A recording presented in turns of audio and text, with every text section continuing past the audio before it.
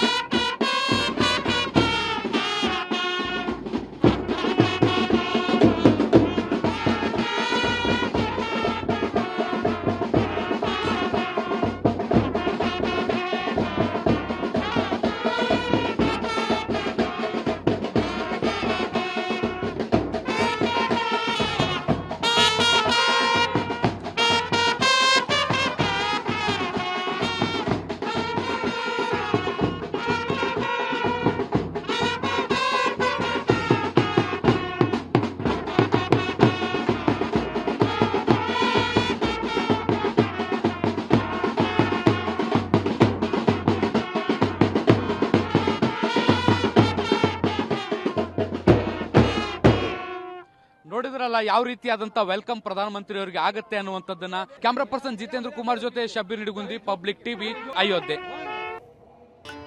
ಇನ್ನು ಕರ್ನಾಟಕದ ಲಿಂಕ್ ಎಲ್ಲದಕ್ಕೂ ಕೂಡ ಇರುತ್ತೆ ಅಂತ ನಾವು ಹೇಳ್ತಾ ಇರ್ತೀವಿ. ಈಗ ಮತ್ತೆ ಅಂತದ್ದೇ ಒಂದು ಕರ್ನಾಟಕದ ಲಿಂಕ್ ಕಾಣಿಸ್ಕೊಳ್ತಾ ಇದೆ. ಏನದು ಅರವಿಂದ್, ಕರ್ನಾಟಕದ ಲಿಂಕ್? ಅರುಣ್, ನೋಡಿ, ಅಯೋಧ್ಯೆಯ ರಾಮ ಮಂದಿರಕ್ಕೆ ಕರ್ನಾಟಕದ ಕೊಡುಗೆ ಅನನ್ಯ.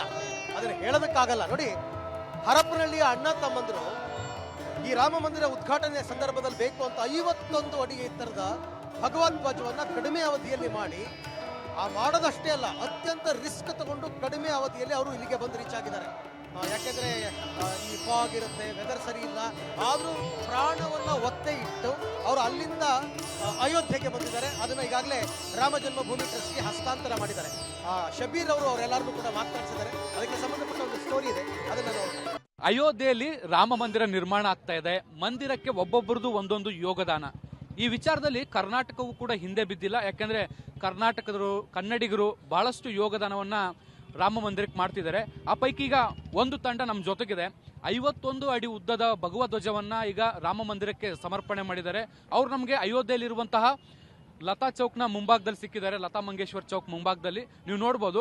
ಹರಪನಹಳ್ಳಿಯಿಂದ ಈ ಒಂದು ತಂಡ ಬಂದಿರುವಂತದ್ದು. 4 ಜನರು ಒಂದು ವಿಶೇಷವಾದಂತಹ ಕಾರನ್ನ ತೆಗೆದುಕೊಂಡು ಅಯೋಧ್ಯೆಗೆ ಬಂದು ಹರಪನಹಳ್ಳಿಯಿಂದ ಇಲ್ಲಿ ಟ್ರಸ್ಟ್ಗೆ 51 ಅಡಿ ಉದ್ದದ ಭಗವದ್ ಧ್ವಜವನ್ನ ಹಸ್ತಾಂತರ ಮಾಡಿದ್ದಾರೆ. ಒಂದು ವಿಶೇಷವಾದಂತಹ ಸೇವೆಯನ್ನ ಸಲ್ಲಿಸುವಂತ ಕೆಲಸವನ್ನ ಕೂಡ ಮಾಡಿದ್ದಾರೆ.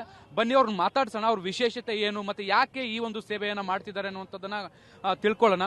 ಸರ್ ನಮಸ್ಕಾರ, ನಿಮ್ಮ ಹೆಸರೇನು? ನಮಸ್ತೆ, ನನ್ನ ಹೆಸರು ಶಶಿಕಾಂತ್. ಎಲ್ಲಿಂದ ಬಂದಿರೋದು? ಹರಪನಹಳ್ಳಿಯಿಂದ ಬಂದಿದ್ದೀವಿ. ಇವತ್ತು ನೀವು 51 ಅಡಿ ಉದ್ದದ್ದು ಭಗವಧ್ವಜನ ಟ್ರಸ್ಟಿಗೆ ಈಗ ಹಸ್ತಾಂತರ ಮಾಡಿದಿರಿ. ಹೇಗೆ ಅದನ್ನ ಶುರು ಮಾಡಿದ್ರಿ, ಯಾಕೆ ಕಾನ್ಸೆಪ್ಟ್ ನಿಮ್ ತಲೆಯಲ್ಲಿ ಬಂತು ಅಂತ ಅದ್ರ ಬಗ್ಗೆ ಒಂಚೂರು ಹೇಳಿ. 2019ರಲ್ಲಿ ನಾನು ಅಯೋಧ್ಯಕ್ಕೆ ಬಂದಿದ್ದೆ. ಬಂದಿರೋ ಪೂರ್ವದಲ್ಲಿ ನನಗೆ ದೇವಸ್ಥಾನಕ್ಕೆ ಬಂದಾಗೆ ನಾನು ಒಂದು 101 ಅಡಿ ಭಗವಧ್ವಜ ಕೊಡ್ಬೋದಲ್ಲ ಈ ದೇವಸ್ಥಾನ ಓಪನಿಂಗಿಗೆ ಅಂಥೇಳಿ ಒಂದು ಮನಸ್ಸಲ್ಲಿ ಸಂಕಲ್ಪ ಮಾಡಿದ್ದೆ. ನಾನು ಸಂಕಲ್ಪ ಮಾಡಿರೋ ಪ್ರಕಾರ ನಾನು 2019ರಲ್ಲಿ ಒಂದು ದಿವಸ ಆಯ್ತು ನಾನು ಟ್ರಸ್ಟ್ನವ್ರಿಗೆ ಹಿಡಿಯೋದಕ್ಕೆ. ಒಂದು ದಿವಸ ಮರುದಿವಸ ಆದಮೇಲೆ ಟ್ರಸ್ಟ್ನವ್ರು ಸಿಕ್ಕರು. ನನಗೆ 101 ಅಡಿ ಜೆಂಡಾ ನಾನು ಮಾಡಿಕೊಡ್ತೀನಿ, ನನಗೊಂದು ಅನುಮತಿ ಕೊಡಿ ಅಂತ ಕೇಳ್ಕೊಂಡೆ. ಅವರು ಆಯಿತು ಮಾಡಿಕೊಡಿ ಅಂತೇಳಿ ಒಪ್ಕೊಂಡು ಅದು ಅವ್ರ ಟ್ರಸ್ಟ್ನರಿಗೆ ಬರೆದು ಕೊಟ್ಬಿಟ್ಟು ಹೋದೆ. ಆಮೇಲೆ ರಾಮ ಲಕ್ಷ್ಮಣ ಸೀತಂದು ಸಣ್ಣ ಬಟ್ಟೆಗಳು ಹೊಲಿದು ಕೊಡು ಅಂತ ಹೇಳಿದ್ರು. ಅವರು ಆ ಪ್ರಕಾರ ಅವ್ರಿಗೆ ಹೊಲಿದು ಮುಟ್ಟಿಸಿದ್ದೆ. ಈಗ ಮತ್ತೆ ಅಲ್ಲಿಂದ ಒಂದು 6 ದಿವಸ ಮುಂಚೆ ನಾನು ಕೊಡಬೇಕು ಅಂತೇಳಿ ಟ್ರಸ್ಟ್ನರಿಗೆ ಫೋನ್ ಮಾಡಿದ್ರೆ ಸಿಗಲಿಲ್ಲ. ಬೇರೆಯವ್ರ ಮುಖಾಂತರ ಮತ್ತೆ ನಾನು ಟ್ರಸ್ಟಿನ ನಂಬರ್ ಸಿಕ್ಕಿ ನನಗೊಂದು 101 ಅಡಿ ಜೆಂಡಾದ ಅನುಮತಿ ಮಾಡಿಕೊಡಿ, ನನ್ನೊಂದು ಸೇವೆ ಸಲ್ಲಿಸ್ತೀನಿ ಅಂತ ಹೇಳಿದೆ. ಅವ್ರು 51 ಅಡಿ ಜೆಂಡಾ ಮಾಡಿಕೊಡಿ, ಆಮೇಲೆ 18ಕ್ಕೆ ನಿಮಗೆ ಬ್ಯಾರಿಗೇಡ್ ಆಗ್ತದೆ, ಅದು 17 ಒಳಗೆ ರಾತ್ರಿ ಬರಬೇಕು ಅಂತ ಹೇಳಿದ್ರು. ನನಗೆ ಕೇವಲ 13ನೇ ತಾರೀಕಿನ ಪಾಸ್ ಕೊಟ್ಟಿದ್ರು.